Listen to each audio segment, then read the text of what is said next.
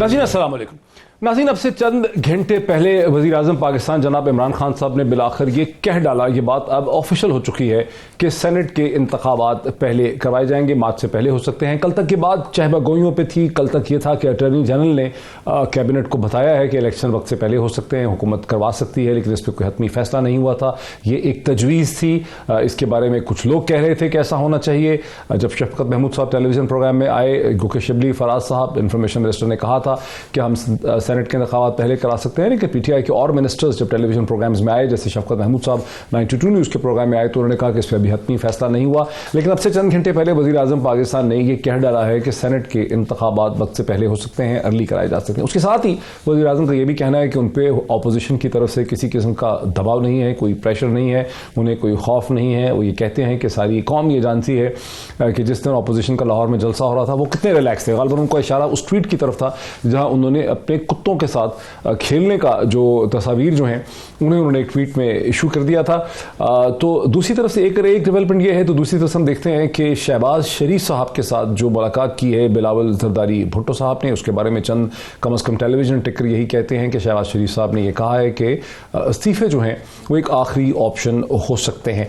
शेख रशीद साहब का ताहम ये कहना है कि इस्तीफे जो हैं वो तो मरियम बीबी ये कोई और इकट्ठे नहीं कर सकते, इस्तीफे तो शहबाज शरीफ साहब के पास ही जाएंगे। शेख रशीद साहब ने क्या कहा इस हवाले से वो मैं आपको सुनाता हूँ। इस्तीफे जो हैं पार्टी सदर को देने पड़ते हैं, इसलिए नून लीग ने पहले इस्तीफे शहबाज शरीफ को देने हैं। 1 बाई 1 भी देने होंगे, लेकिन पार्टी सदर जो है वो शहबाज शरीफ है और मुझे पूरा यकीन है कि वो मुस्बत सोच के साथ सियासत को आगे ले जाने की बात करेंगे। और इमरान खान साहब ने बहुत वाज़े कह दिया है कि हम तमाम मसलों पर बातचीत करने के लिए तैयार हैं, सिवाय किसी करप्शन के केसेस से।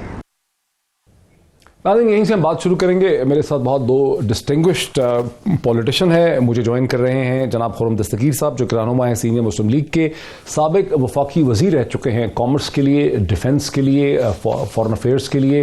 इस वक्त मुझे वीडियो लिंक के जरिए ज्वाइन कर रहे हैं। मेरे साथ ज्वाइन कर रहे हैं मुझे सेनेटर वलीद इकबाल साहब, पाकिस्तान तहरीक इंसाफ के रहनुमा हैं, लाहौर से वीडियो लिंक के जरिए ज्वाइन कर रहे हैं। खुद भी कानूनदान हैं, वकील हैं, बहुत ही डिस्टिंग्विश्ड, जैसा कि आप सब जानते हैं पाकिस्तान की बहुत ही डिस्टिंग्विश्ड लीगलिस्टिक फैमिली से इनका ताल्लुक है। A very warm welcome to both my guest. Khurram Dastgir साहब, हुकूमत जो है वो ये भी कह रही है कि आपसे खौफजदा नहीं है, लेकिन उन्होंने सेनेट के इलेक्शन वक्त से पहले करवाने का तकरीबन लगता है माइंड जो है वो बना लिया है। इससे आपकी पोजीशन पे क्या फर्क पड़ता है? जी, हम तो इमरान खान साहब की हमराना सोच पर हैरान हैं। इलेक्शन का स्केड्यूल सोल प्रोरोगेटिव है इलेक्शन कमीशन ऑफ पाकिस्तान का। अगर वजीर आजम को किसी ने कानून और आइन पढ़ाया हो, ये हुकूमत का फैसला नहीं हो सकता। तो अगरचे कॉन्स्टिट्यूशन ये कहता है कि भाई फरवरी में जब कल अटॉर्नी जनरल ने कैबिनेट को बताया कि वो ऐसा फैसला कर सकते, ये कल कहा गया था। नहीं, इलेक्शन जल्दी हो सकता है, हुकूमत इसके लिए रिक्वेस्ट कर सकती है, but ultimate authority prime minister नहीं है, वो चीफ इलेक्शन कमिश्नर, बल्कि इलेक्शन कमीशन ऑफ पाकिस्तान है जिसमें अब पूरा कमीशन बैठ के ये फैसला करता है। तो ये फैसला तो इलेक्शन कमीशन ने करना है, हुकूमत अपनी राय का इजहार कर सकती है। लेकिन वजीर आजम जिस तरह पहले भी आपको पता है उनका रिकॉर्ड है, मैं इनको जेल में डाल दूंगा, मैं इनको ये कर दूंगा, मैं उनको ऐसे कर दूंगा। तो इस तरह के जो दावे हैं वो हुकूमत करती रहती है। और इस हुकूमत का रिकॉर्ड जो है डॉक्टर साहब, अब कानून के मामलात में नालायकी का भी एक नया रिकॉर्ड कायम हो गया है कि पहले इन्होंने, अगर आप याद करें तो इलेक्शन कमीशन ऑफ पाकिस्तान के मेंबरान नोटिफाई करवाए सदर मुमलिकत से, वो वापस लेने पड़े क्योंकि गैर कानूनी थे। फिर उन्होंने रातों रात जो है वो 11 ऑर्डिनेंस, पाकिस्तान की तारीख में पहले भी ऑर्डिनेंस आते रहे हैं लेकिन इस तरह थोक से ऑर्डिनेंस तो कभी नहीं हुए। फिर आपको मालूम है कि चीफ ऑफ आर्मी स्टाफ की जब एक्सटेंशन का मामला था, उस नोटिफिकेशन पे भी कितना बड़ा सर्कस चला। उसके बाद अब रिसेंटली 2 वाकयात हुए हैं। एक तो नेशनल फाइनेंस कमीशन पे गलत और गैर कानूनी नोटिफिकेशन किया, वो वापस लेना पड़ा। और अभी उनको फिर जो है कैबिनेट कमेटी ऑन प्राइवेटाइजेशन के ऊपर जब चैलेंज किया मुस्लिम लीग नून ने, तो तब भी उनको वापस लेना पड़ा कि जनाब एडवाइजर्स जो हैं ये लीगल बॉडीज चेयर नहीं कर सकते। तो इस हुकूमत की जो कानून के मामले में नालायकी है उसका एक एस्टैब्लिश्ड रिकॉर्ड है। और ये भी गालिबन बनने जा रहा है कि वज़ीर आज़म को ये कहना चाहिए था, तो अगर वो उनको वाकई कानून मालूम होता, कि हम इलेक्शन कमीशन से सिफारिश करेंगे कि वो इलेक्शन जल्दी करा दें। वजीर आजम ये नहीं कह सकते कि इलेक्शन जल्दी होगा। दूसरा ये है कि जो उनकी दूसरी बात सेनेटर वलीद इकबाल साहब का भी इस पे ले हम एक सेकंड, लेट मी फिनिश कि जी हम शो ऑफ हैंड से करा देंगे। देखिए आर्टिकल 59(2) जो है कॉन्स्टिट्यूशन का, वो बड़ा क्लियर है इस मामले में कि प्रोपोर्शनल रिप्रेजेंटेशन से सिंगल वोट के ऊपर होना है। तो अगर आपने उसको शो ऑफ हैंड्स पर शिफ्ट करना है तो वो सुप्रीम कोर्ट उसका मजाज नहीं है, पार्लियामान को आईन में तब्दीली करनी पड़ेगी। तो ये दोनों मामलात जो हैं कि जी हम सुप्रीम कोर्ट से इजाजत ले लेंगे, हम खुद नोटिफाई कर देंगे, या फिर वजीर आजम को जब उनका कानूनी टेस्ट अदालतों में होगा तो फिर उनको पसपाई और शिकस्त इख्तियार करनी पड़ेगी।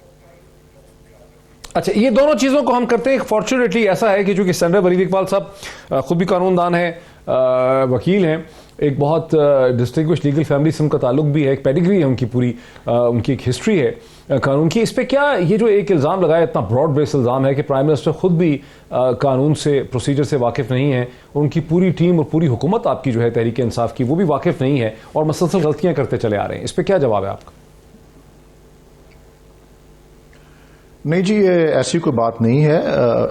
पहली बात तो ये है कि आप एक नॉन लॉयर से या एक नॉन लीगल एक्सपर्ट से ये तवक्को नहीं कर सकते कि वो हर अपने जुमले को एग्जैक्टली कंस्ट्रक्ट इस तरह से करे कि वो लीगली एक्यूरेट हो। वो तो वकील या लीगल एक्सपर्ट ही कर सकता है। इसमें मियां नवाज शरीफ वजीर आजम हो या बेनजीर भुट्टो साहिबा हो या यूसुफ रजा गिलानी हो, I mean they are all non lawyers. तो इस तरह तो आप एक उस मेजर पे किसी की बात को ये कहना, किसी की वैसे जबानी बात को। दूसरा ये जो कह रहे हैं कि जी गलतियां की बात नहीं है, कोई चीज़ें ऐसी होती हैं जो कभी अदालत में टेकअप नहीं हुई होती और उनकी तशरीह नहीं हुई होती। एडवाइज़र्स का और स्पेशल असिस्टेंट्स का जो रोल है वो हर हुकूमत में वो एडवाइज़र्स और स्पेशल असिस्टेंट्स मुकर्रर किए जाते रहे हैं। इस बार वो चैलेंज हुआ है और सुप्रीम कोर्ट ने, बल्कि इस्लामाबाद हाई कोर्ट ने as a case of first impression उनकी रोल को ज़्यादा जो है एक्सप्लेन किया है, जिसमें कुछ इख्तियारात जो हैं वो उनके जो पहले तस्वर होते थे और हर हुकूमत में होते थे, वो डिक्लेयर कर दिया गया है कि वो नहीं वो इख्तियारात इस्तेमाल कर सकते और उनमें वो जो इख्तियारात वो उनको नहीं दिए जा सकते ये वाले। तो ये कहना कि ये गलत किया जा रहा है, ये इंटरप्रिटेशन ऐसी नहीं है। कानून पहले किसी और तरीके से तस्वर होता था, अब उसको अदालत ने वाज़े कर दिया, ये पहली बात है।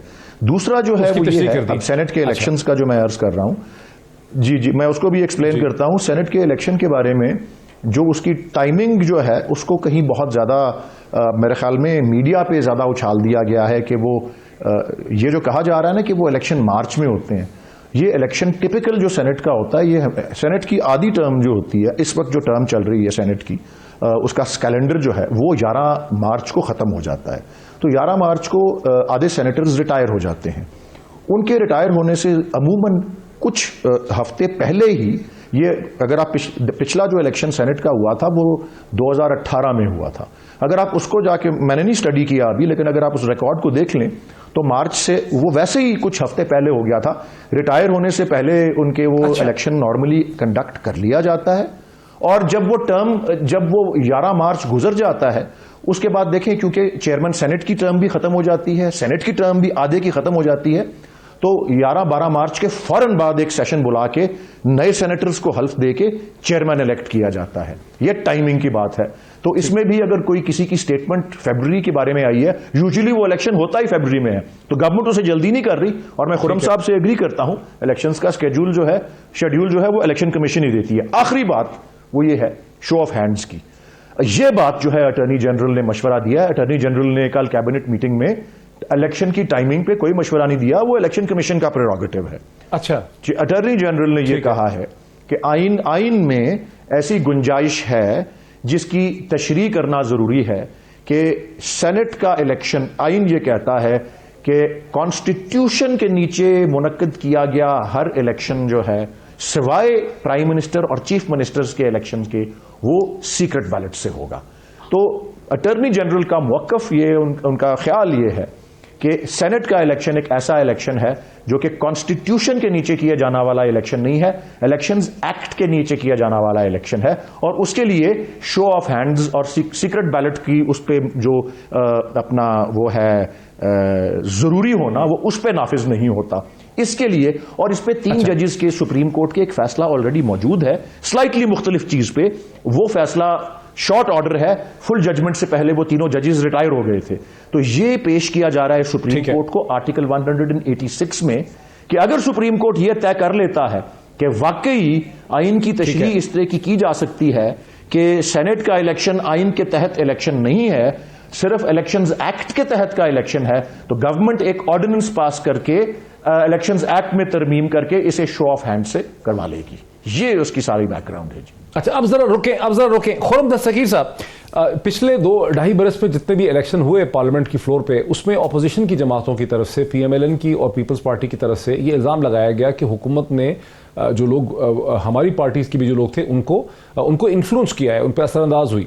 जवाबन हुकूमत कहती है कि आप इस प्रोसेस को ट्रांसपेरेंट बनाने के लिए शो ऑफ हैंड से कर लें। शो ऑफ हैंड्स अगर ना भी करें लेकिन उसको ट्रांसपेरेंट कर दें। सपोज हम उसका दूसरा तरीका, कल हमारे साथ कमर जमान कायरा साहब थे और हमारे साथ मोहम्मद मालिक थे, और उन्होंने भी एग्री किया कि भाई उस जो वोट है, अगर शो ऑफ हैंड्स के बजाय आप वो जो जिस तरह से वो वोट डालते हैं हर बंदा, उसको बाद में पब्लिक कर दें, उसकी कॉपीज, उसका पीडीएफ जो है उसको सेनेट की साइट पे, उसको नेशनल असेंबली की साइट पे डाल दिया जाए, पब्लिक कर दिया जाए। तो आपको भला इस पे क्या एतराज हो सकता है कि टोटल ट्रांसपेरेंसी हो जाए कि लोगों ने वोट किसको डाला, कैसे डाला? डॉक्टर साहब, एतराज ये है कि ये नालायकी का सर्कस है ये हुकूमत, कि भाई अगर आप इस मामले में संजीदा हैं और इस पर सोच विचार हो सकती है, तो बजाय काबीना में पतंगे उड़ाने के कि सुप्रीम कोर्ट में हम फाइल करेंगे, we need to see the text of the legislation they propose. और वो मतन कभी सामने नहीं आता। 18वीं तरमीम की बात कर देते हैं, मतन सामने नहीं आता। नेशनल फाइनेंस कमीशन को इन्होंने मैनिपुलेट करने की कोशिश की, उसमें नाकाम हो गए। मैं खुद पिटिशनर था उसमें इस्लामाबाद हाई कोर्ट में उसके खिलाफ। तो यहां जो है हुकूमत जो है, बजाय ये कि मामलात को संजीदगी से सीरियसली लेकर पार्लियामान में मतन रखे कि जी ये हमारा ख्याल है कि हम जो है आर्टिकल 59(2) में तरमीम करना चाहते हैं और चाहते हैं कि शो ऑफ हैंड्स उसका तरीकेकार सबके सामने आए, सूबाई असेंबलियों ने उसके अंदर हिस्सा लेना है। लेकिन नहीं, जब पीडीएम ने ये थ्रेटन किया है कि 1 फरवरी को हम डेट दे देंगे लॉन्ग मार्च की, तो अचानक रातों रात हुकूमत जो है वो ख्वाबे खरगोश से बेदार हुई है और उन्होंने कहा जी हम जल्दी भी करा देंगे और शो ऑफ हैंड से भी करा देंगे। ये जो टाइमिंग है ये बहुत सस्पिशियस है कि अचानक हुकूमत को ख्याल आ गया कि हमने सेनेट के इलेक्शन जल्दी कराने हैं। तो इशू यही है कि यहाँ ये जो फिर कहूंगा नालायकी का सर्कस है वो जारी है कि बगैर तैयारी के, बगैर उस पर सोच विचार के, हालांकि सेनेटर वलीद इकबाल जैसे माशाल्लाह लीगल माइंड इनके पास मौजूद हैं जो बड़ी अच्छी अमेंडमेंट्स ड्राफ्ट कर सकते हैं। ये ड्राफ्ट जो है ये 6 महीने पहले आना चाहिए था पार्लियामान में कि हम ये करना चाहते हैं। अब जबकि ये साल खत्म हो रहा है और बहुत जल्द चंद हफ्ते रह गए सेनेट के इलेक्शन में, इनको अचानक ख्याल आ गया। 2 इश्यूज की तरफ आपने इशारा किया, 2 इश्यूज की तरफ आपने इशारा किया ना। एक शो ऑफ हैंड्स है कि भाई अगर मतलब क्या ट्रांसपेरेंसी पे तो आपको एतराज नहीं होगा ना कि पता चल जाए सबको। दूसरी चीज तो है कि अर्ली कराना चाहते हैं, उसका वलीद से जवाब ले, लेकिन ट्रांसपेरेंसी पे क्या पीएमएलएन को एतराज होगा कि सबको पता चल जाए किसने किसको वोट डाला है? अगर जिस तरह मैंने कहा, अगर हुकूमत का कोई ऐसा मतन टेक्स्ट सामने आता है लेजिस्लेशन का जिसके अंदर वाकई ट्रांसपेरेंसी बढ़ाई जा रही हो, तो मेरे ख्याल में कोई एतराज नहीं करेगा। लेकिन जहां ये हुकूमत जो है सिर्फ पतंगे उड़ा देती है कि हम चेंज करना चाहते हैं विदाउट एक्चुअली टेलिंग अस कि ये क्या करना चाहते हैं, उस वक्त तक तो ये मामला मशकूक रहेगा। सर वलीद इकबाल, ये जो एक तासुर है जब से हुकूमत ने इसकी बात की है गुज़िश्ता 24 या 48 घंटे से, 24 घंटे से ही बात की है, सेनेट के अर्ली इलेक्शन की बात सामने आई है, तो तासुर यही है कि हुकूमत एक पेशबंदी कर रही है, एक एडवांस प्लानिंग कर रही है। चूंकि मौलाना फजल रहमान ने उन्होंने कहा कि हम लोग हुकूमत रिजाइन कर दे बाय 1 फरवरी या 31 जनवरी, तो उसकी पेशबंदी हुकूमत ये कर रही है कि इससे पहले कि कोई लॉन्ग मार्च हो या अपोजिशन रिजाइन कर दे, जमा करवा दे, वो कहते हैं कि हम सेनेट के इलेक्शन करवा लेंगे। इस पर आपका क्या रहता है? सबसे पहले तो मैं ये ज़रूर वाज़े करना चाहता हूँ कि जो अटॉर्नी जनरल हैं खालिद जावेद खान साहब, वो बड़े लायक आदमी हैं। उनको बहुत नामुनासिब है जो इस तरह के ज़बान जो अभी खुर्रम साहब ने इस्तेमाल की। मैं उनको मिला तो नहीं कभी, अब लेकिन इत्तफाक की बात है कल या परसों मेरी उनसे फ़ोन पे बात हुई थी। मैं उनके काम से वाकिफ़ हूँ। He is a very learned man and he is a very capable attorney general. और बाय द वे उनके बारे में ये भी एक बड़ी जो है बात अक्सर सुनने को मिलती है कि वो इंडिपेंडेंट माइंडेड किस्म के आदमी है। He is not know nonsense किस्म का, वो क्या कहते हैं, नो नॉनसेंस किस्म के आदमी है। इस तरह का नहीं है यस मैन टाइप के, जो से कह दो उसका ओपिनियन दे दिया पकड़ के, या जो उसको डिक्टेशन कोई दे दे उस पर अमल कर दिया। He is a very capable and learned man. और मुझे उम्मीद है वो सुन रहे होंगे या कोई उनको बताएगा, क्योंकि मैं बहुत अच्छी राय रखता हूं उनके बारे में, और वो बड़े लर्निड वालिद के एक बेटे हैं, उनके वालिद जी हमने भी सुना है कि वो इंडिपेंडेंट माइंडेड है, ये सुना है हमने। आदमी है, किसी एक जगह पे हुकूमत की किसी चीज से उन्होंने डिसएग्री तो ये मैं जरूर my criticism was not leveled at the distinguished attorney general, but at the desk where the buck stops. That is Prime Minister Imran Khan. हाँ जी, अच्छा वो जी, ये कह रहे हैं कि अब वज़ीर आज़म दरअसल इसलिए हकीकत कि, competent जो नहीं। इलेक्शन का नहीं वो अपना ये जो अपने इनके वक्त में जो वजीर आजम रहे हुए हैं, जरा उनके बारे में सोच लें कि वो कितने लायक या नालायक थे और वो कितने पढ़ने लिखने के कायल हैं। इस तरह की बातें जो है बेहतर है कि ना की जाएं। मैं तो ऐसे, जब मियाँ साहब भी प्राइम मिनिस्टर थे या और भी लोग प्राइम मिनिस्टर थे, मैं ऐसे अल्फाज कभी किसी प्राइम मिनिस्टर के बारे में नहीं इस्तेमाल करता था। एनीवे, वो इनकी अपनी चॉइस है। मैं जो आपके सवाल के असल जवाब में, आई एम सॉरी, मैं जरूरी समझता था कि अटॉर्नी जनरल साहब का जरूर हवाला दूं। मैं आपके जो सवाल का जवाब है, सेनेट के इलेक्शन जल्दी करवाने हुकूमत खौफजदा है, ये है बुनियादी।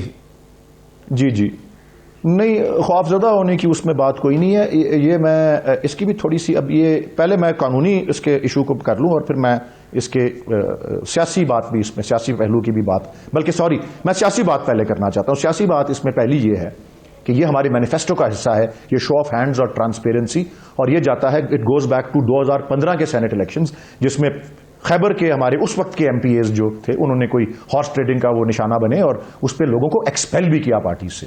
सो ये एक मामला है। ये 6 महीने पहले लाना या बाद में लाना की बात नहीं, ये चीज तो 2018 के इलेक्शन के मैनिफेस्टो का हिस्सा है।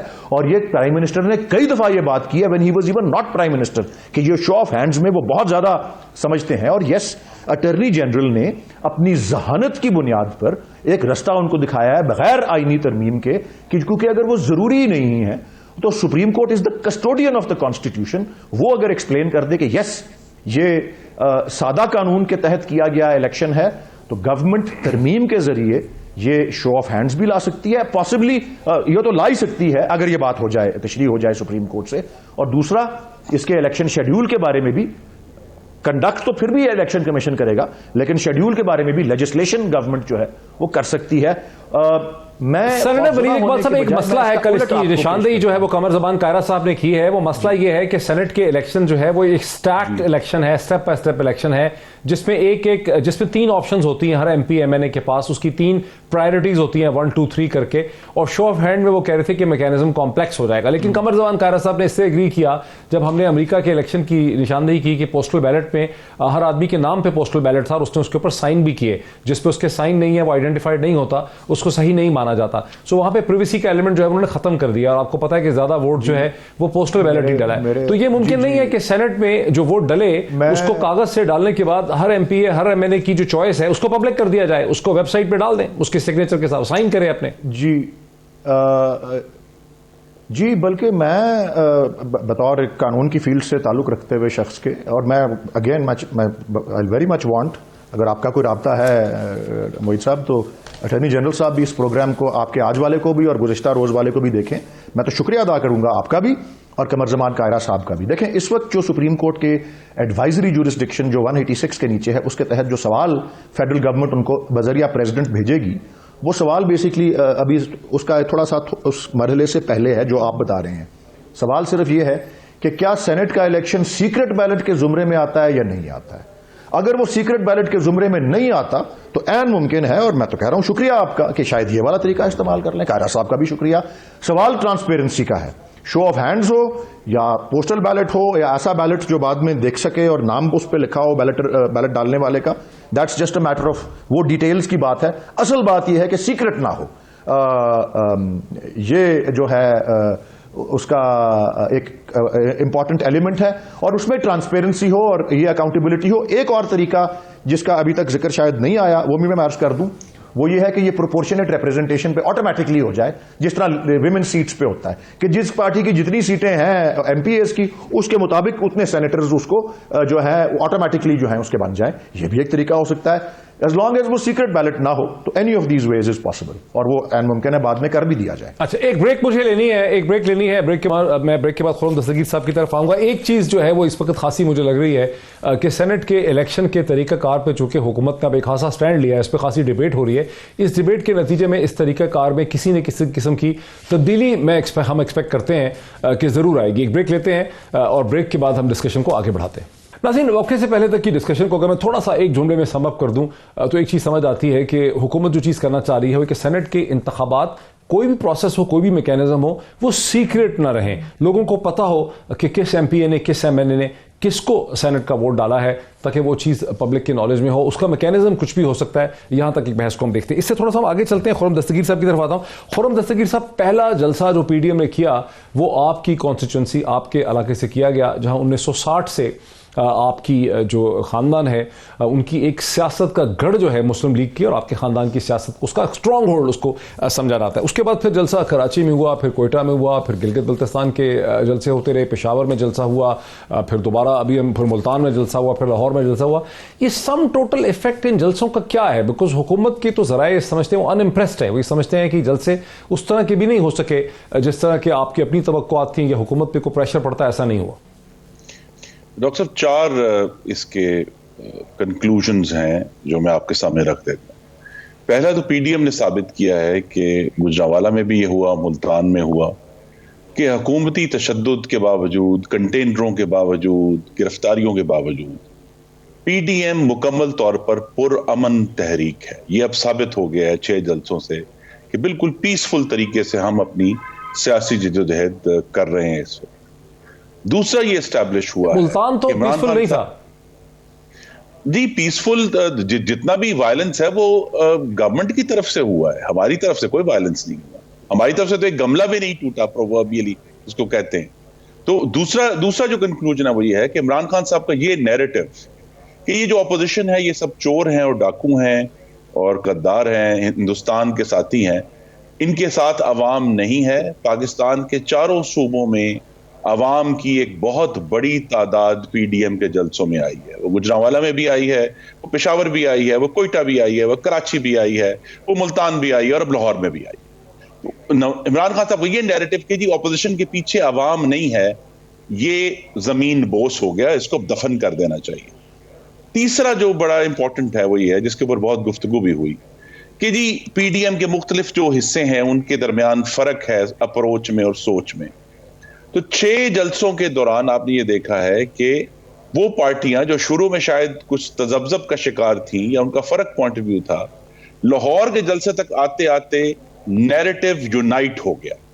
एक ही नैरेटिव के ऊपर सब पार्टियां इकट्ठी होकर आ गई, और इसलिए लाहौर में आप तकारीर सुन लें मरियम नवाज की और बिलावल जरदारी की और मौलाना फजलुर रहमान की, नवाज शरीफ की, तो उनमें ज्यादा फर्क नहीं है। वो सब एक ही बात कर रहे हैं और एक ही तरीके से अपनी बात को आगे बढ़ा रहे हैं। तो ये जो यूनिटी आई है पीडीएम में, ये भी है। मैं आखिरी बात ये है जो चौथा इसका कंक्लूजन है कि इन ऑपोजिशन पार्टीज ने चारों सूबों में अपने जो सपोर्टर्स थे और वोटर्स थे उनको मोबिलाइज कर लिया है अगली स्टेज के लिए। तो ये जो चारों बातें हैं ये बड़ी अहम है। 5वीं जो बात अगर मैं इसमें ऐड कर दूं, और वो ये अहम बात है कि इसमें जो पीडीएम का इत्तेहाद है उसके अंदर मुख्तलिफ किस्म की पार्टीज हैं, जो लेफ्ट विंग, राइट विंग, वो भी शामिल हैं, उसमें नेशनलिस्ट पार्टीज भी शामिल हैं, उसमें मुख्तलिफ मसलक की मजहबी जमातें भी शामिल हैं, उसमें जो है मुख्तलिफ जो सूबों के ताल्लुक रखने वाली, ये चारों सूबों से जमातें शामिल हैं। ये जो यूनिटी है इस मकसद के लिए कि पाकिस्तान के आइन में जो वादा किया गया है कि इक़्तिदार आला अल्लाह ताला के बाद अवाम के मुंतखब नुमाइंदों के हाथ में होगा और किसी इदारे के नहीं, इसके लिए इस पार्टियों का चारों सूबों से इकट्ठा होना, मुख्तलिफ मजहबी फिरकों से पार्टियों का इकट्ठा होना, ये पाकिस्तान की सियासत में एक नया आगाज है जिसके अभी तक कोई प्रेसिडेंट्स नहीं है। तो बहुत सारे मामलात में जो हो रहे हैं, इश्यूज सामने आ रहे हैं, अच्छा, अनप्रेसिडेंटेड। एक सवाल तो बहुत से हैं, लेकिन एक ये सवाल है कि लाहौर के जलसे में अब हुकूमत का ये कहना है कि वो कहते हैं, खैर टीवी पे कहें ना भी, कि 14 मिलियन के शहर में अगर आप लोगों पीडीएम की 11 जमातें 15-20 हज़ार से ज़्यादा लोग वो समझते हैं कि नहीं ला सकें, तो वो तो बहुत मुतमईन है। वो समझते हैं कि इसका मतलब है कि आपका नैरेटिव पंजाब में कम से कम नहीं बिक रहा। ये देखिए, हुकूमत अगर कहती है तो 15,000 है, तो मैं कहूंगा वहां 15 लाख लोग हैं। और हम दोनों गलत होंगे। बहुत बड़ा इज्तिमा था, हर लिहाज से बड़ा इज्तिमा था, सर्दी में और कोविड के बावजूद बहुत बड़ा इज्तिमा था और पुरजोश इज्तिमा था। लोग आखिर तक आते रहे, उसके अंदर से लोग आते हैं जाते हैं जलसों के अंदर। तो ये कोई रेजिमेंटेड आप लोगों ने क्या अंदाजा लगाया कि कितना था? हुकूमत तो समझती है कि 15,000 था, तो आपका क्या अंदाजा है कि कितना? जी मैं किसी अंदाजे पर पिन डाउन नहीं होऊंगा, लेकिन मेरे ख्याल में मैंने स्टेज से बैठकर जो देखा है 1 लाख से कम लोग नहीं थे, लाख से ऊपर का इज्तिमा था और वो बहुत बड़ा इज्तिमा था। ऐसा सेट कि मुझे तो वहां से जो नजर आया हद्दे निगाह तक लोग मौजूद थे। अब लोग उसके ऊपर जो मर्जी कह लें, आपको पता है पाकिस्तान के मीडिया को इस मामले में बड़ी हजीमत उठानी पड़ी है, क्योंकि जितना भी फॉरेन मीडिया है उसने पाकिस्तान के मीडिया के 15 और 20 हजार के नैरेटिव को बिल्कुल मुस्तरद और रद्द कर दिया। उन्होंने कहा बहुत बड़ा इज्तिमा हुआ है। तो ये जो फर्क आता है ना जी, कि अगर आप सप्रेस करते हैं मीडिया को पाकिस्तान में, उसको पुश करते हैं, नहीं जी 15,000 लोग थे, और फॉरेन मीडिया कुछ और कहता है। जो लोग वहां मौजूद थे उन्होंने ये देखा है कि बहुत बड़ा और जमे गफीर था। इस मामले में एक बड़ा टेक्निकल इशू है जो आपके सामने रखना चाहता हूं कि 2011 में जब इमरान खान साहब ने मीनार पाकिस्तान पे जलसा किया, उसके मुकाबले में आज का मीनार पाकिस्तान का जो ग्राउंड है वो कम से कम 3 गुना बड़ा है, क्योंकि अब ग्रेटर इकबाल पार्क बन गया है। उसके इर्द गिर्द जितनी सड़कें थी वो खत्म करके वो सारा पार्क चारों साइडों पर बना दिया गया है। तो ये बहुत उधर से तो कम 3 से 4 गुना बड़ा है 2011 के मुकाबले में। लेकिन वो भी अल्लाह के करम से फुल हुआ मगरिब के टाइम के वक्त और बहुत बड़ा इज्तिमा हुआ। लेकिन मैं यही कहूंगा कि इज्तिमा की बहस से ज्यादा वो जो कंक्लूजन्स मैंने आपके सामने रखे हैं कि पीडीएम अब यूनाइटेड है इस मामले में कि पाकिस्तान की सियासत में से जो मावराए आइन मुदाखलत है उसे खत्म करना है। ये सारी सर वलीद इकबाल साहब को मौका मिलना चाहिए। सर वलीद इकबाल साहब, योर रिस्पॉन्स टू ऑल जो खुर्रम दस्तगीर साहब ने जो प्रेजेंटेशन की है पूरी थ्योरी की पैराडाइम उनका।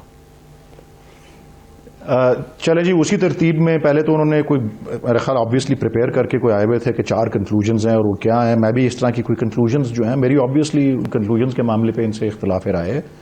और जो लाहौर के जलसे की काउंट या साइज़ है, मैं उस पर ख़त्म करूँगा गुफ्तगू को।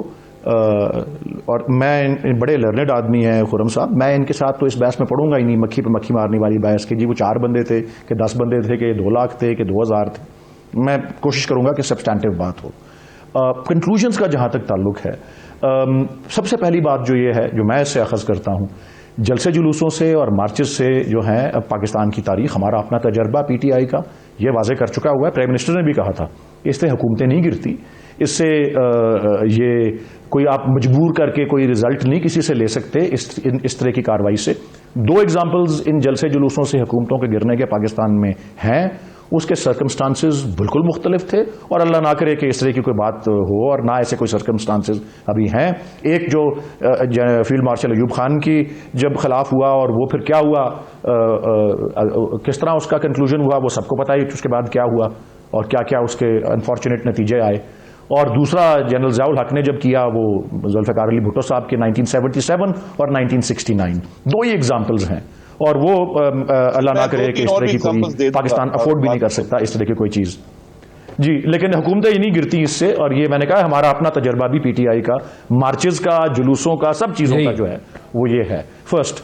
सेकंड ये बात है, और मैं ये समझता हूं कि मैं ज़रूर, और मैं खुद भी पॉलिटिकल एक्टिविस्ट हूं, मैं बल्कि मशवरा देना चाहूं अगर इनको, और पॉजिटिव तरीके से कंस्ट्रक्टिव, तो ये बहुत काबिल एतराज़ मैंने समझा है कि पीडीएम का एक प्लेटफॉर्म है और उन्होंने कहा ना हर किस्म की उसमें पार्टियां हैं। ये राय का इजहार जो महमूद खान अचकज़ई साहब ने किया है इस प्लेटफॉर्म पे आके, मीनार पाकिस्तान के सामने खड़े होके वो आके बुरा भला कह रहे हैं पंजाबियों को, लाहौरियों को, और कह रहे हैं कि अंग्रेज़ों का उन्होंने साथ दिया और वो अफगानियों का और पठानों का जो है वो उसमें पख्तूनों का खून उसमें हुआ। कराची में वो जलसे भी जाते हैं और वो उर्दू ज़बान की तौहीन करते हैं, कहते हैं कौमी ज़बान सिंधी को होना चाहिए। मुझे मोहब्बत है सिंधी ज़बान से, मेरे वतन की ज़बान है। मैं एहतराम करता हूं पाकिस्तान की तमाम इकाइयों के शहरियों को, जो सिंधी हो, बलोची हो, पख्तून हो, पंजाबी हो, सब ने कुर्बानियां दी हैं। पार्टीशन पे सबसे ज्यादा कुर्बानी जो हिजरत लोगों की हुई थी वो तो पंजाब के सबसे खून खराबा हुआ था वहां पे। तो ये किस तरह की हिस्ट्री पढ़ा रहे हैं और किस तरह की बातें कर रहे हैं इनके प्लेटफॉर्म के ऊपर आकर, और फिर कह रहे हैं कि ड्यूरैंड लाइन को जो है इंटरनेशनल बाउंड्री नहीं समझना चाहिए, जिसको कितने सारे सैकड़ों मुल्क दुनिया के एक्सेप्ट करते हैं एज इंटरनेशनल बाउंड्री। ये इनके कॉज को नुकसान पहुंचा रही हैं इस तरह की एलिमेंट्स। ये कह रहे हैं कि माशाल्लाह ऐसी ऐसी एलिमेंट्स हैं और ऐसी हमाहंगी है। और मैं कंडेम करता हूं अचकज़ई साहब की इन स्टेटमेंट्स को, हालांकि वो एक पॉलिटिकल पार्टी के लीडर हैं, लेकिन ये जेब नहीं देती ऐसी बातें। पाकिस्तान की एक फेडरल स्ट्रक्चर के अंदर इस तरह की बातें करना बहुत काबिल मुज़म्मत बातें की हैं, और क्योंकि पीडीएम है, ये पीडीएम काबिल मुज़म्मत है इस वजह से। और दूसरी बात ये देखें इनको, माशाल्लाह अचकज़ई साहब को क्विक रिस्पांस ले ले खुरम दस्तगीर साहब नहीं और जब वक्त आता है तो अपना, जब मियां नवाज शरीफ की गवर्नमेंट होती है तो अपना चीफ मिनिस्टर बनवा लेते हैं, अपना गवर्नर बनवा लेते हैं। और भाई तुम मुल्क के दुश्मन हो या अपने मुफाद के साथ हो, क्या what is your stand? And I would like to, मैं चाहूंगा कि किसी प्रोग्राम पे आप भी उनको बुलाएं। तो ये पीडीएम है। और लास्ट मैं लाहौर के जलसे की भी बात कर लेता हूं। मैं लाहौर के जलसे की भी मुझे बात करने थे, ज्यादा लंबी नहीं है जी। देखें, बड़ी एक दिलचस्प बात एक अखबार में मैंने पढ़ी और बड़ी खूबसूरत बात है कि beauty lives in the I of the beholder, की खूबसूरती देखने वाले की आंख में होती है। उसी तरह किसी जलसे की गिनती भी जो है ना वो देखने वाले की आंख में होती है। खुरम साहब की आंख में बिहोल्डर वो हो तो कुछ और होगी, मैं बिहोल्डर हूं तो वो कुछ और होगी। लेकिन एक बात वाज़ेह है, मुझे आप ना समझे कि मैं स्पोक्स पर्सन हूं पीटीआई का। सारे अखबार, सारे तज्जिए खोल के देख लें, जो ये लाहौर के जलसे को कहा हुआ था मरियम साहिबा ने मिसाल के तौर पे कि आर कर या पार कर, ये उस साइज का जलसा तो कतई तौर पे नहीं था। ये कोई डिसाइसिव या फैसला कुन जलसा, और वहां बंदा हजार हो कि लाख हो, डजंट मैटर, ना वो फैसला कुन जलसा था, ना वो आर या पार वाला जलसा था, एक रूटीन का पॉलिटिकल जलसा था। और किसी ने उसको ऐसा डिसाइसिव जलसा नहीं करार दिया। मैं ये अर्ज करना चाहता हूं। तो ये गिनती विनती और ये सारी, और फाइनली कोई उसमें नई बात नहीं हुई, कोई उसमें एजेंडा नहीं आया, वही बातें दोबारा रिपीट हुई हैं। मुझे ब्रेक और मरियम साहिबा ने तो अपनी बात की, अपने अब्बू की बात की, अपने चाचा की बात की, अपने कजन की बात की, और कोई बात ही नहीं की, कोई एजेंडा नहीं दिया। तो ये तो ऐसी रूटीन की बातें ही हैं। तो दैट्स व्हाट आई थिंक ये सारे जवाब। अच्छा, मुझे एक ब्रेक लेने दीजिए। खुरम साहब का जवाब अचकज़ई साहब के हवाले से, अचकज़ई साहब को प्लेटफॉर्म क्यों दिया रही है, मुसलसल पीडीएम और हर जगह ये अजीब और किस्म की बातें कर रहे हैं। लेकिन एक ब्रेक ले लेते हैं, ब्रेक के बाद खुरम साहब की तरफ आते हैं after the break. Welcome back पे चलना चाहूंगा खुरम दस्तगीर साहब की तरफ, लेकिन सबसे पहले आपको वो टुकड़ा छोटा सा दिखा देता हूं जो महमूद खान अचकज़ई साहब ने लाहौर के जलसे में कहा। क्या जब इस खित्ते पे अंग्रेज बहादुर की बादशाही की, कोई बुरा न माने, हम किसी को ताना देने नहीं आए। हमने अपनी बसात के मुताबिक साम्राज्य का मुकाबला किया, लेकिन हमें गिला है, थोड़ा सा साथ लाहौरियों ने भी दिया अंग्रेजों का। खुरम दस्तगीर साहब, ये महमूद खान अचकज़ई साहब को जिनकी मतलब टाइमिंग तो चले गलत है, उन्होंने पीडीएम को एम्बेरस किया, मोहतरमा मरियम नवाज साहिबा उनकी यहाँ पे होस्ट थी, उनको भी एम्बेरस किया, लाहौर के लोगों को भी एम्बेरस किया, लेकिन वो जहाँ जाते हैं कोई डिविजिव सी बात करते हैं। तो क्यों पीडीएम जो है एक ऐसे शख्स को जिसकी सेंस ऑफ हिस्ट्री भी बड़ी खराब है, ठीक नहीं है, उसको क्यों मुसलसल प्लेटफॉर्म दे रहे हैं? डॉक्टर साहब, अचकज़ई साहब अपने रिमार्क का खुद दिफा कर सकते हैं, वो नामुनासिब था।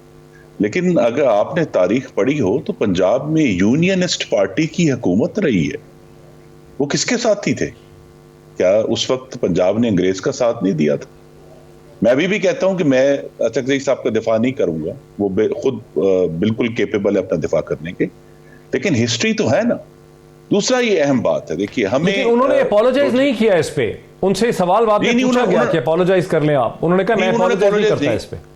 अपोलोजाइज नहीं किया क्योंकि हम जो आज के हुकूमत है वो तारीख से बेबहरा है। उनका ख्याल है कि पाकिस्तान की तारीख 31 अक्टूबर 2011 को शुरू हुई थी, जब इमरान खान साहब ने मीनार पाकिस्तान पे जलसा किया था। उससे पहले कोई तारीख नहीं है पाकिस्तान की। पाकिस्तान में कोई आमरीयतें नहीं रही, पाकिस्तान में कहीं छोटे सूबों को कुचला नहीं गया, वहां तहरीकों को जो है बंदूक के जोर पे, डंडे के जोर पे खत्म नहीं किया गया। तो ये एक तारीख है, वो मौजूद है।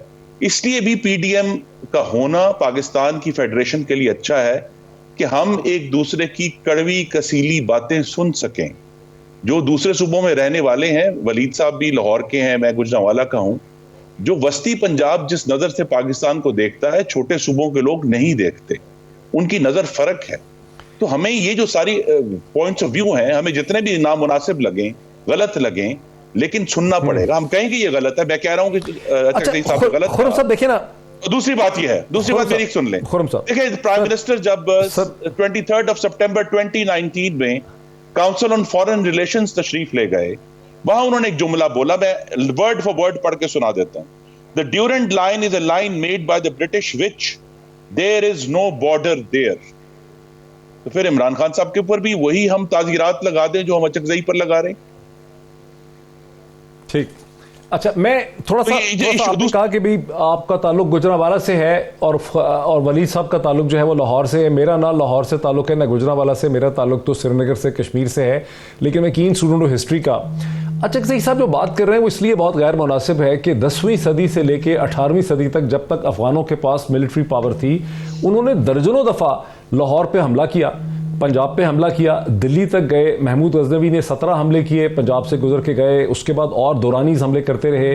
1739 में 1739 में नादिर शाह ने सारे पंजाब और दिल्ली को लूटा, मीनार तामीर किए लाशों के और तख्त को भी उठा के ले गए। फिर एक गुलाम कादर रोहिला थे जिन्होंने मुगल बादशाह शाह आलम की आंख निकाल दी, ठीक है, जिनको बाद में मराठों ने मारा। तो हिस्ट्री तो बड़ी कॉम्प्लेक्स है। जिस तरह आपने सही कहा कि 31 अक्टूबर से 2011 से हिस्ट्री नहीं शुरू होती, हिस्ट्री अंग्रेजों की ईस्ट इंडिया कंपनी से भी तो नहीं शुरू होती ना। और 1849 तक तो सिखों की हुकूमत थी, उसके बाद भी सिख बड़ी ताकतवर पॉलिटिकल फोर्स थे पंजाब के अंदर, यूनियनिस्ट पार्टी के अंदर। तो महमूद खान अचकजई साहब ना सिर्फ ये कि उनकी टाइमिंग गलत है, बल्कि उनको तारीख का भी कुछ नहीं पता। तो अहमकाना किस्म के वो कॉमेंट्स कर रहे हैं और आप उनको प्लेटफॉर्म दे रहे हैं। अब इसका मुझे बता। यही बात यह है कि हम उनको अहमकाना समझ सकते हैं, मैं और आप बैठ के, लेकिन जहां वो बैठकर देख रहे हैं पाकिस्तान की तारीख को, वो नुक्ता नजर फर्क है। और हमें वो जितना मर्जी बुरा लगे, हमें सुनना पड़ेगा। नहीं, वो फैक्ट्स के खिलाफ कैसे देख सकते हैं? देखिए ना जी, हम उनकी, क्या अफगानों ने दर्जनों हमले किए पंजाब पे कि नहीं किए? जी किए, इसमें कोई शक नहीं है, इसमें कोई शक नहीं है। लेकिन मैं फिर कहूंगा, देखिए, इस फेडरेशन को इकट्ठा रखने ग्रीवेंस कहां से आ रही है? जी, ग्रीवेंस बहुत हद तक खत्म हो रही थी 18वीं तरमीम और नेशनल फाइनेंस कमीशन अवार्ड के बाद, लेकिन जब दोबारा से इसके ऊपर हमले शुरू हुए, जब से ये हुकूमत आई है, जिस तरह ये भी इन्होंने सेनेट का इलेक्शन की पतंग उड़ा दी है, इससे पहले 18वीं तरमीम की पतंग उड़ाते रहे हैं। एनएफसी की तो बड़ी सीरियसली पतंग उड़ाई थी, लेकिन उसमें उनको नाकामी हो गई और उनको वापस लेना पड़ गया। अब इशू यही है कि यहाँ हमें जब संजीदा बात करनी है, जिस तरह पार्लियामान में इस हुकूमत का तो पेशेंस नहीं है अपोजिशन की बातें सुनने का। हम एक तकरीर करते हैं, वहां से वज़रा उठकर जो हैं वो लान तान शुरू कर देते हैं, गाली गलौज शुरू कर देते हैं, और पार्लियामेंट का जो माहौल है वो खराब हो जाता है।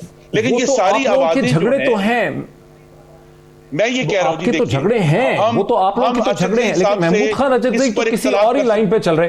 कराची गए, उन्होंने उर्दू स्पीकिंग के बारे में बात कर दी, यहां आगे पंजाबियों की बात कर दी, कहीं और जाते हैं कुछ और कर दे। हम उनकी डिसिप्लिन नहीं कर सकते, आप लोग इख्तलाफ कर सकते हैं नहीं, जहां वो, लेकिन वो साथ ये भी कहते हैं, जब वो ये कहते हैं कि वो आईन पाकिस्तान के पाबंद हैं और आईन पाकिस्तान की अमलदारी चाहते हैं, पीडीएम इस बुनियाद पर खड़ी है। बाकी सबकी अपने अपने हिस्टोरिकल व्यू पॉइंट हो सकते हैं, वलीद साहब वो अपनी जगह पर मौजूद है। दूसरी बात, एक बात मुकम्मल कर, दूसरा ये जी, देखिए, जो इशू है वो यही है कि 73 साल में मुस्लिम लीग नून की गवर्नमेंट्स भी रही हैं, पीपल्स पार्टी गवर्नमेंट्स भी रही हैं, अभी पीटीआई की चल रही है, हाइब्रिड गवर्नमेंट जो है। पाकिस्तान की तारीख में बहुत ज्यादा इस मामले में कॉम्प्रोमाइजेस हैं, कम्प्लेक्सिटीज है। पीडीएम ये कह रहा है कि पिछले कॉम्प्रोमाइजेस को सामने रखकर ये सबक सीखा है कि आइंदा आने वाला इलेक्शन साफ, शफाफ और मुदाखलत से पाक हो, और ऐसी हुकूमतें आए जिनके पास हकीकी मानों में पाकिस्तान को चलाने का इख्तियार और इक़्तिदार हो। अगर हम माजी की बहस करते रहेंगे तो हम कहीं नहीं पहुंचेंगे। ये आगे बढ़ने की तहरीक है कि बिल आखिर वो वादा पूरा कर दिया जाए जो आईने पाकिस्तान की इब्तदाइया में लिखा हुआ। ठीक है सर। वलीद इकबाल साहब, देखिए, मैंने तो खासा ये केस और मुकदमा पेश किया। मेरा तो ख्याल ये है कि महमूद खान अचकजई साहब को माफ़ी मांगनी चाहिए पूरे पाकिस्तान के लोगों से अजीब-ओ-गरीब किस्म की बातें करने।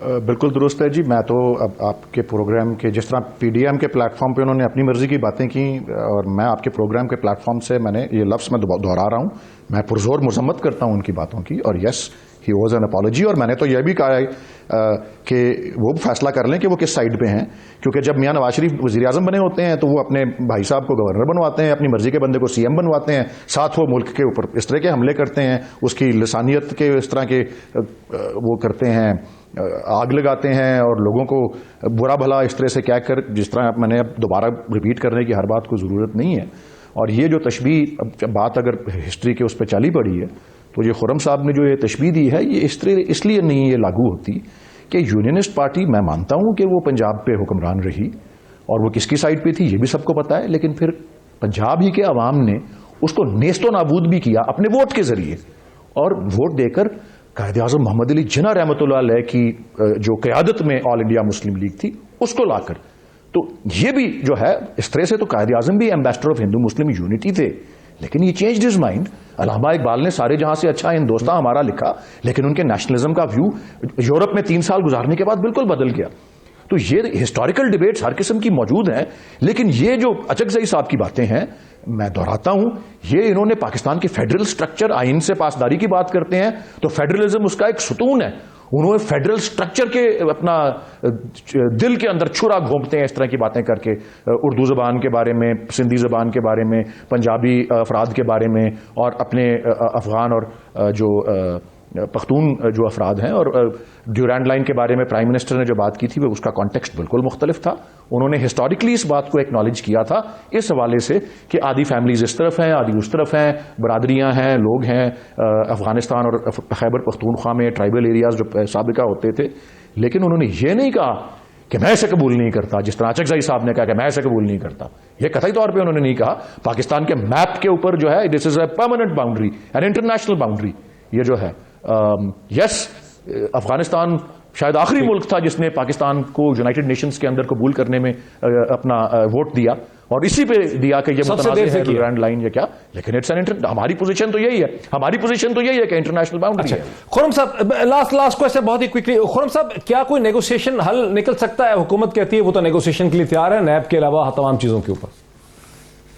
जी, इस वक्त तो पीडीएम का पॉइंट ऑफ व्यू ये है कि हम हुकूमत से निगोशिएट करने के लिए तैयार नहीं है, लेकिन अगर वजीर आजम कोई सिंसेरिटी दिखाएं तो जरूर बात हो सकती है। लेकिन हमने ये देखा है पिछले 2.25 साल में कि जब भी अहम वाकयात आए, यानी रिजाइन हुए बगैर, आजम की इस्तीफा दिए बगैर वजीर आजम नेगोशिएशन कर सकते हैं। वजीर आजम की कुर्सी खाली रहती है ना जी। बालाकोट का वाकया होता है, ऑपोजिशन इकट्ठी होती है, वजीर आजम कहते हैं चीफ ऑफ आर्मी स्टाफ उनसे डील कर लें। कश्मीर का वाकया होता है, ऑपोजिशन इकट्ठी होती है, वजीर आजम कहते हैं चीफ ऑफ आर्मी स्टाफ बात कर लें। फाटफ का मामला आता है, ऑपोजिशन इकट्ठी होती है, वजीर आजम कहते हैं अस्करी क़यादत बात कर ले। गिलगित बल्तिस्तान का मामला आता है, वजीर आजम कहते हैं अस्करी क़यादत बात कर ले। तो वजीर आजम की कुर्सी जो है डॉक्टर साहब अमलन खाली पड़ी हुई है। जहां सीरियस संजीदा मामला आते हैं वहां वो आउटसोर्स कर देते हैं अस्करी क़यादत को, और खुद जब निगोशिएशन की ऑफर करते हैं उस पार्लियामान में जिसको उन्होंने खुद पिछले 7 हफ्ते से ताले लगाए हुए हैं, वहां क्या बात हो सकती है? लेकिन उनको बहरहाल अपनी को गुडविल शो करनी पड़ेगी। अगर ये उनकी गर्दान जारी रही कि मैं किसी को नहीं छोड़ूंगा, मैं एनआरओ नहीं दूंगा, भाई एनआरओ की बात तो हम नैब लॉ को की डिस्कशन पीडीएम पूरी तरह रिजेक्ट कर सकती है कि हम नैब लॉ पर बात नहीं करेंगे, ना ही करना चाहते हैं। लेकिन वजीर आजम कोई गुडविल तो शो करे ना कहीं से भी। वजीर आजम कोई गुडविल शो करेंगे, बहुत अच्छा और पॉजिटिव नुक्ते पे बात खत्म होती है कि प्राइम मिनिस्टर पाकिस्तान अगर ग्रो करे ऑपोजिशन की तरफ तो नेगोशिएशन मुमकिन भी है। आज इतना ही नाज़रीन, फिर आपसे मुलाकात होती है। बहुत शुक्रिया।